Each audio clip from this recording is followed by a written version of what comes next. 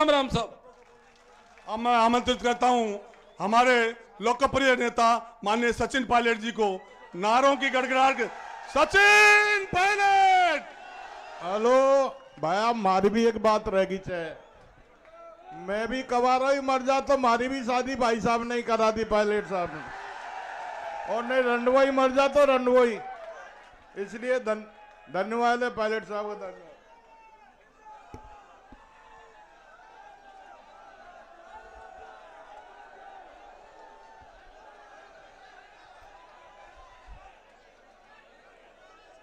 बांदीकुई के विधायक सम्माननीय जी.आर. खटाना साहब, दौसा से विधायक और प्रदेश सरकार में मंत्री मोरारी लाल मीणा जी, थोड़ा बैठ जाओ भाई साहब, 10 मिनट की बात है, शांति से।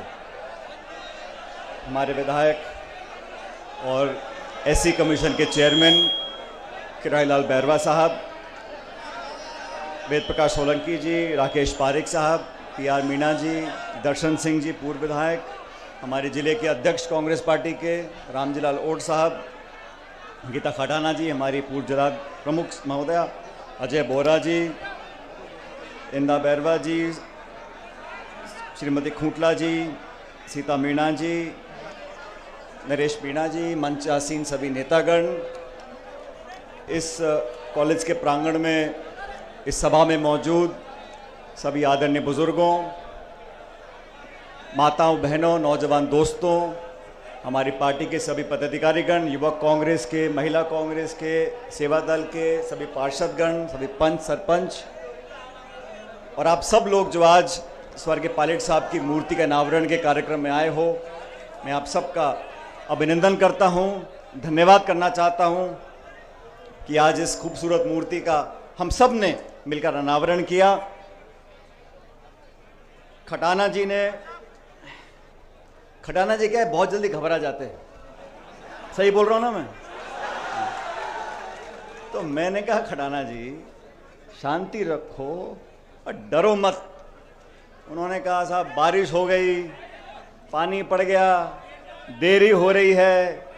तो मैंने कहा आप चिंता मत करो। फिर उन्होंने कहा साहब वो बीजेपी वाले कोई यात्रा निकाल रहे हैं, कोई मीटिंग कर रहे हैं, कोई हाथी पे आ रहा है, कोई घोड़े पे आ रहा है। और हकीकत तो यह है कि इस मूर्ति के कार्यक्रम को बहुत समय से उन्होंने मुझसे टाइम मांगा था, लेकिन कुछ परिस्थिति ऐसी रही कि कार्यक्रम नहीं कर पाए।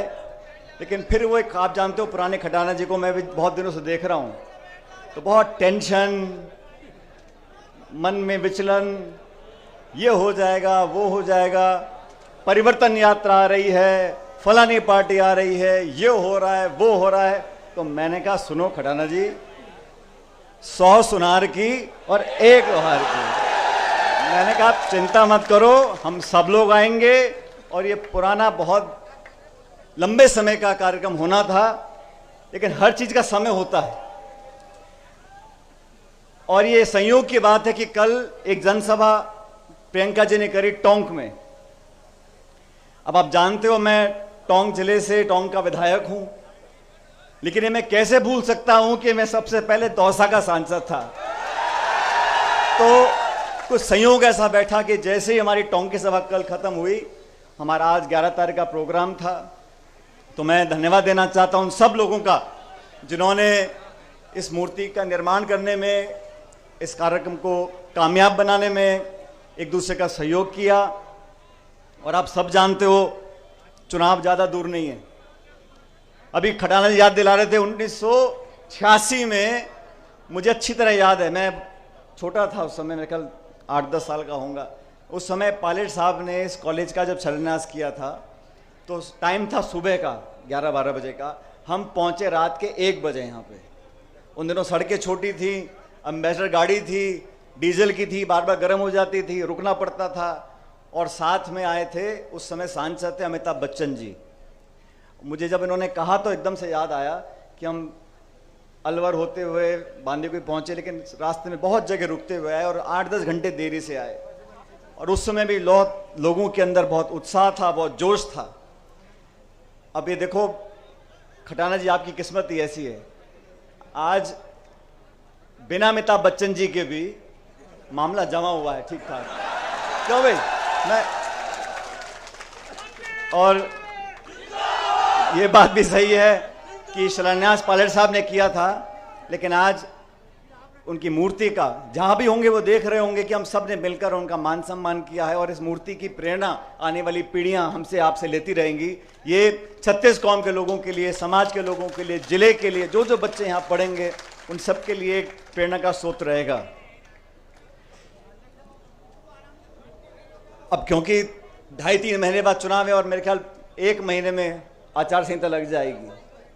विधानसभा के चुनाव होंगे प्रदेश में, मध्य प्रदेश में हैं, छत्तीसगढ़ में हैं, तेलंगाना में हैं, मिजोरम में हैं,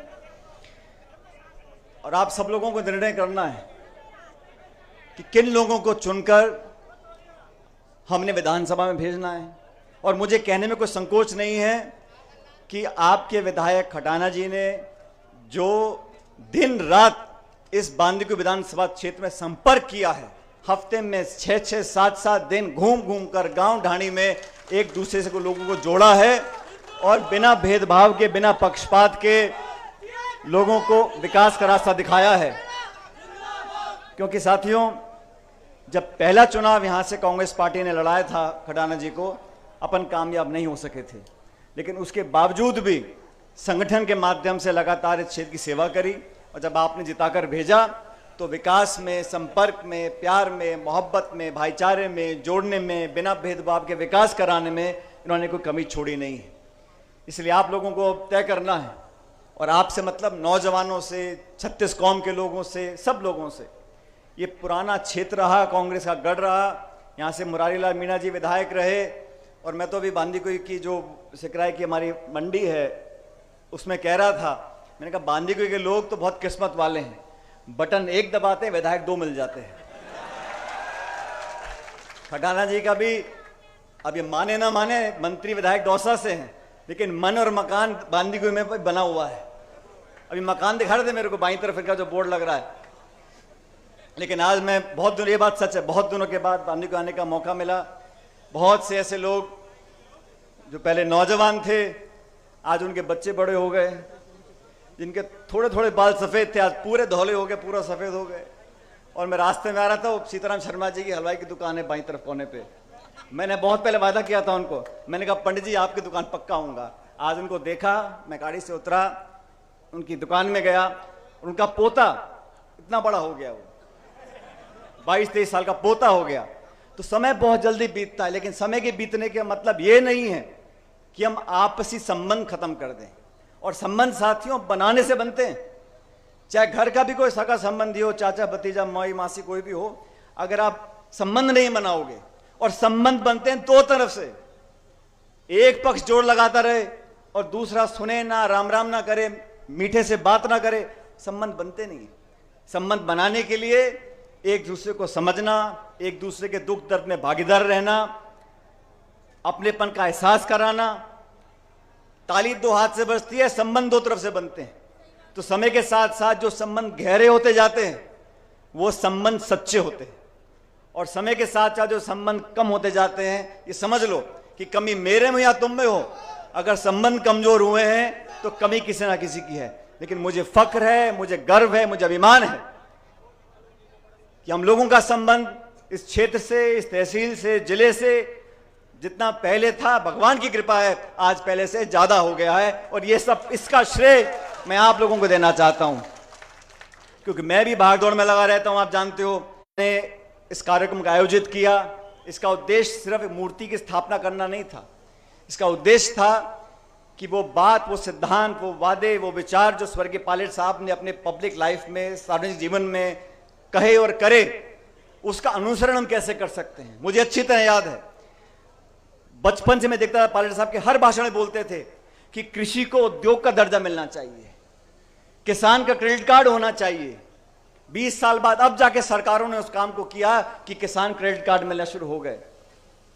आज जरूरत इस बात की है कि किसानों के बच्चे इन कॉलेजों में पढ़ें और पढ़ लिख कर उन पदों पर बैठ जाएं जहां से नीति बनती है, जहां से कार्यक्रम बनते हैं, जहां से बजट साइन होता है। अगर उन कुर्सियों पर गरीब और किसान के बच्चे बैठेंगे उस अधिकारी को, उस नेता को बताने की जरूरत नहीं पड़ेगी कि किसानी में कितनी लागत लगती है, खाद बीज पानी कहां से आता है, फसल का बीमा कहां से होता है, गाय भैंस बकरी कहां से आती है। तभी मैं कहता हूं, पायलट साहब भी कहते थे, गरीब गांव ढाणी में पैदा होने वाले बच्चे बच्चियां, उनको शिक्षा का वरदान मिले, वो पढ़ लिख कर कामयाब हों, जो व्यवस्था इस देश में संविधान ने बनाई है उसका पूरा उपयोग वो कर सकें, तभी परिवर्तन आएगा, तभी बदलाव आएगा, तभी देश विकसित होगा। और देश जब आगे बढ़ रहा है, चिंता मुझे इस बात की रहती है साथियों, हमारे देश में जो खाई है गांव और शहर की, अमीर और गरीब की, वो लगातार बढ़ती जा रही है।